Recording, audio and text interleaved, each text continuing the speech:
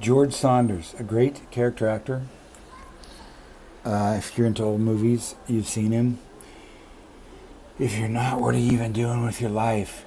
You gotta stop watching new movies and watch old movies. If it's not in black and white, it's crap. Not quite true. Okay, and it's, probably best known for All About Eve, where he played the bitchy, evil, probably sociopathic theater critic. He's a great actor, but before that, early on, and this is a movie he's in that I like. This is a terrible movie. The Strange Affair of Uncle Harry. Directed by Robert Siodmak, I'm not sure how to say that, who's an excellent director and the brother of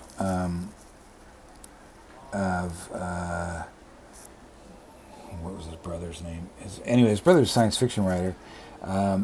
He directed some of the Robert directed some of the early I think he directed Son of Dracula with Lon Chaney. But anyway, this movie is, I love this movie so much. Uncle Harry, it is so bad. I feel sorry for them because they were forced to shoot the most ridiculous ending to this movie. But even before then, it's a little bit ridiculous. The reason I love it so much is I love this chick, Ella Raines. She's not in that many movies. She married a war hero and she gave up Hollywood, which is probably a good end for her. But she's such a good actress. And when she shows up and stuff, I think she's great. Anyway, he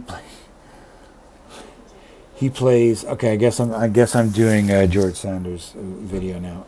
He plays this sort of brilliant guy who works for a firm that she's involved with, but he's really henpecked by his mother and his sister, and she comes along, and he's really nobody. I mean, he's really like a simp. He's got no character, no background, anything.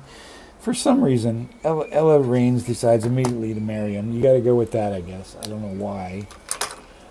She does, so that's the first problem the book had. But then it would have resolved. The only natural way to resolve the story. This is a pretty easy movie to find now. Now everything's easy to find, thank God. But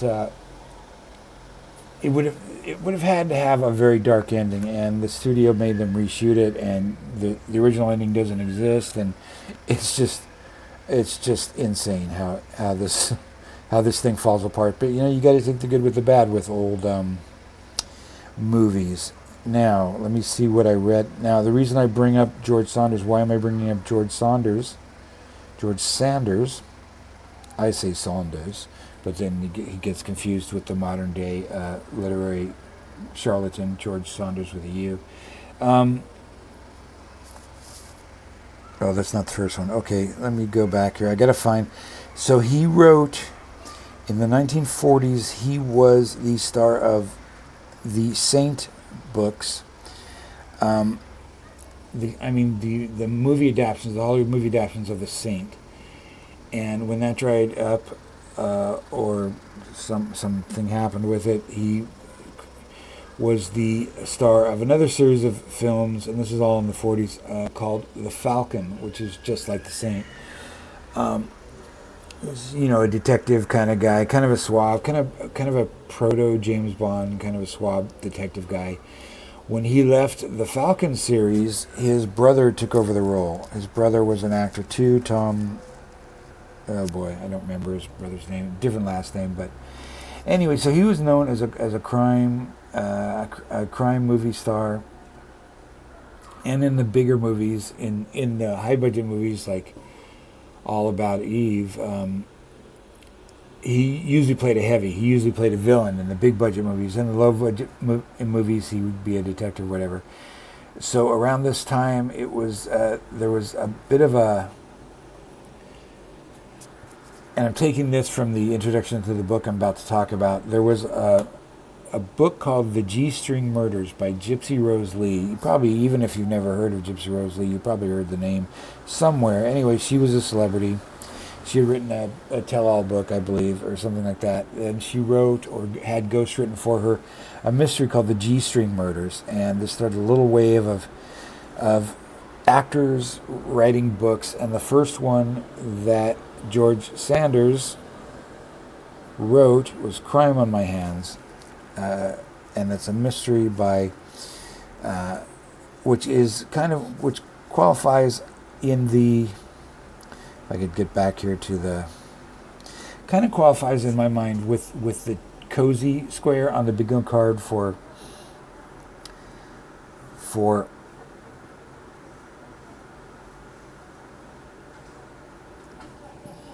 Garbaugust. Because it is kind of a cozy mystery. He himself is the lead character. He's an actor, George Sanders, in Hollywood, tired of being typecast as a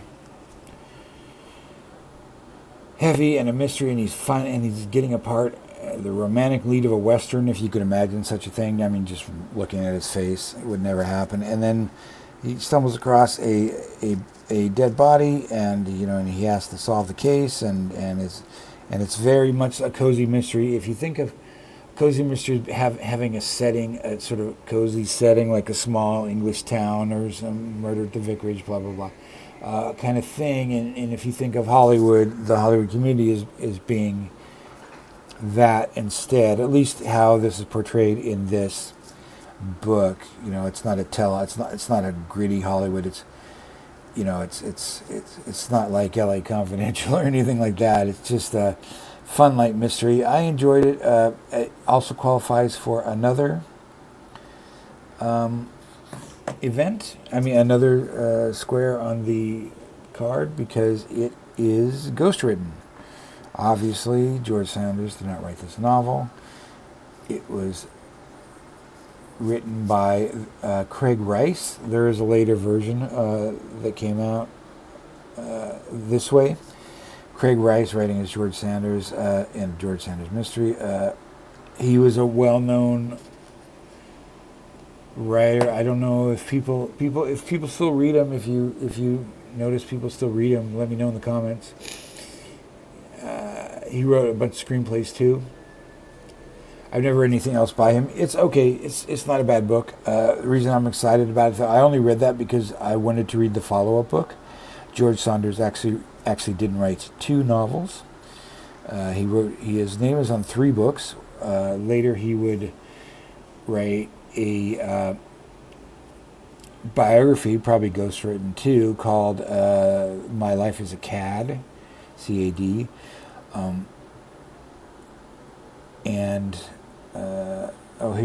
Here's you can see kind of what they were going for. This is like the original paperback, or one of the original paperback editions. You see, it's kind of a light, humorous mystery. But he wrote another mystery the following year, and that is called.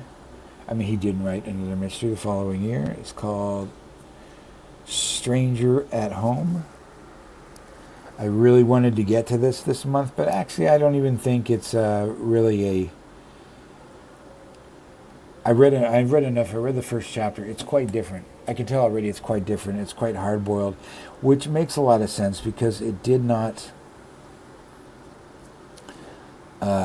it was not the same writer. Craig Rice did not write this, and I'm really excited to announce who did. He dedicated... George Sanders probably wrote the dedication for these books. The first book he dedicated to Craig Rice. He said, without whom this book would never have been possible. And this second novel, Strangers at Home, which is written in the third person and is just a kind of a hard-boiled LA novel. And the author of it was hired because of her own hard-bitten novel. She got a lot of work off that novel. She got hired from that novel. She got hired to ghostwrite this, and she got hired to work on the Big Sleep screenplay. That was the one and only Leigh Brackett, one of my favorite writers. So I'm excited to read this book, and the dedication in Strangers at Home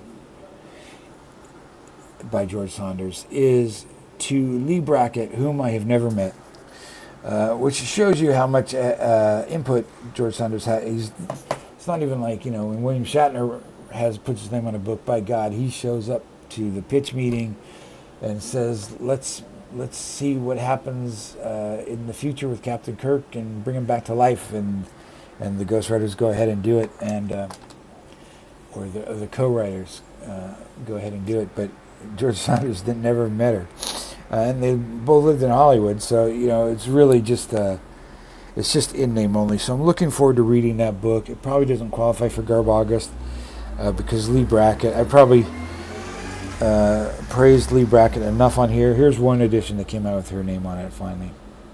This looks like another crappy reissue at some point. So I'm looking forward to that, and I believe that is everything that I read for Garbaugust. Sadly. Let's take a moment of silence to remember Garbaugust and all the garbage we didn't get to read, and all the garbage that is still ahead for us in the future.